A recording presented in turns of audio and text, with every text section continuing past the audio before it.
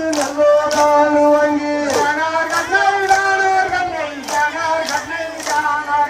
மற்ற பயரு முழு பயரு பார்த்து நல்லோரானு வாங்கி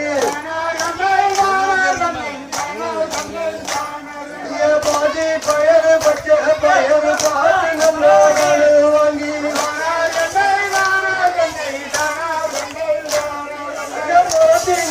வந்தெடுத்து அழகான நெருங்கி வைத்து